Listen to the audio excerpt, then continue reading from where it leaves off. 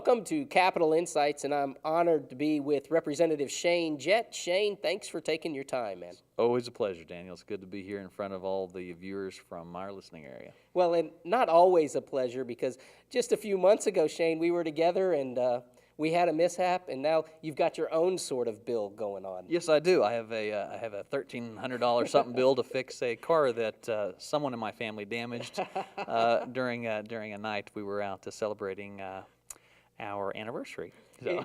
Yeah, and unfortunately, I was a part of that night as well. We had a good time, though. Everything was great. It was just unfortunate how it ended. But now, Shane, up here talking about legislative bills, there's a lot of things going on. You're having some meetings upcoming with a lot of influential parties. Talk a little bit about your work here at the Capitol this week.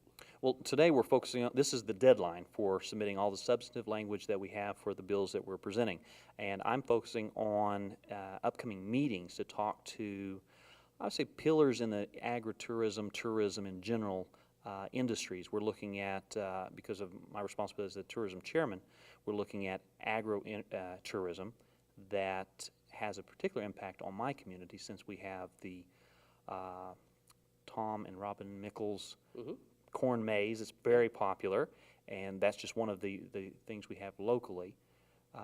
We're looking at ways to expand that further to try to develop the tourism industry and pull in agriculture, since rural development is something that needs to be focused on. We are also meeting with some of the pillars in Oklahoma City. Admiral Ray Ackerman is credited with some of the great ideas of really that revolutionized downtown Bricktown, and the river that we have now is a huge tourism draw. So we'll be meeting with him and recognizing basically the fact that Oklahoma's success in tourism is built, we're building on the shoulders of giants. So I want to meet with Governor George Nye, Ray Ackerman, with Lee Allen Smith to find out how they did it and what some of the ideas that they'd like to see happen yet, because the ideas themselves are not as important as the person that come up with those ideas, because they're still bringing more ideas. So I'm wanting to bring them to our committee and say, hey, how did you do it, and what would you like to see us to do to take it to the next level? So basically, recognize those who blazed the trail before us, give honor where honor is due, and find out what can we do to take Oklahoma to the next step. And that's a strategy that can have great rewards in all the communities throughout Oklahoma. But in particular, for example, if you've driven downtown Tecumseh recently and all of the beautiful things that have been happening down there, that brings people into the town, and ultimately that brings money into the town.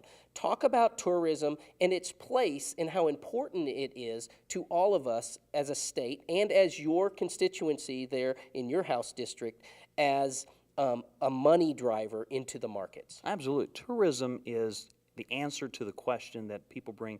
We bring a lot of incentives to outside companies trying to bring them into Oklahoma, and the companies who are already here ask the question, what are you doing for us? Well, that answer is tourism, bringing people into the state and allows them to spend that money here. And tourism, a functional definition of tourism is giving people a reason to come to your area and spend money while they're there.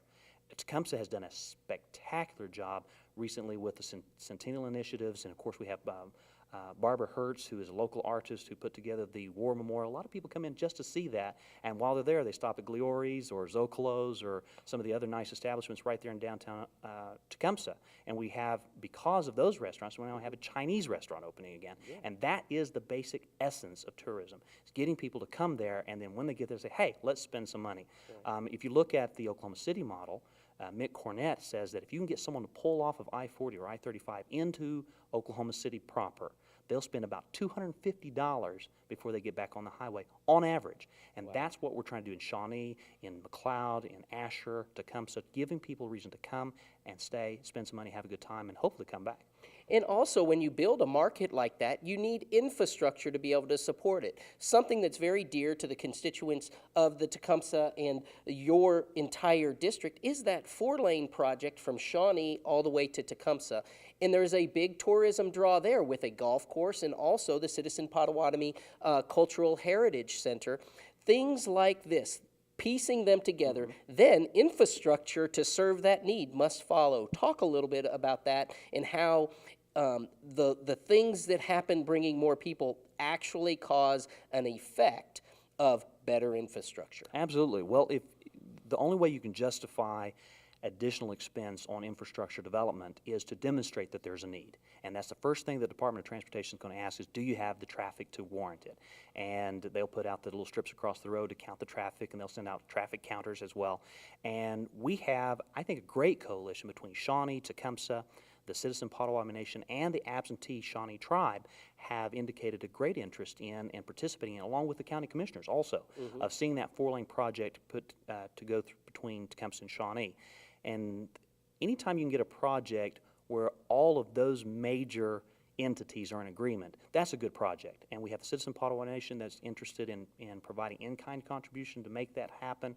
We have the City of Tecumseh going out and talking to some of the property owners up and down that area to see if they'll cede over some of that right-of-way to the City of Tecumseh to bring that to the table as part of their contribution. So we got a lot of people working together, and again, it's just good for everyone to create that commercial corridor between the City of Shawnee and the City of Tecumseh to try to create more economic opportunity up and down that line.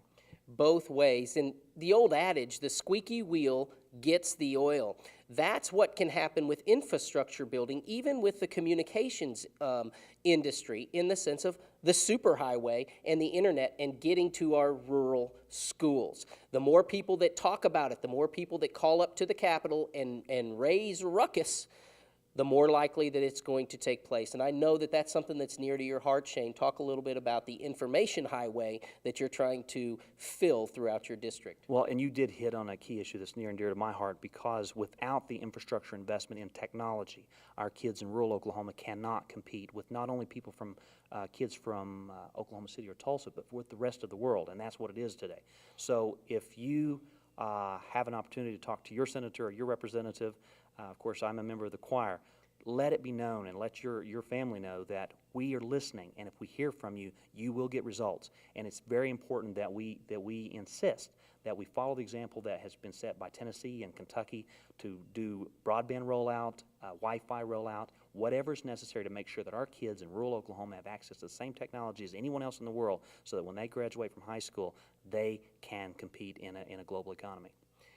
A lot of issues take place up here at the Capitol, and you are always a part, because these are your representatives speaking for you. So always know that you can speak into their lives what you truly desire to happen up here. Shane, thanks, as always, for taking your time out. Daniel, appreciate what you're doing to make sure that we get our voice out, and also to make sure that our constituents feel like they're informed and involved.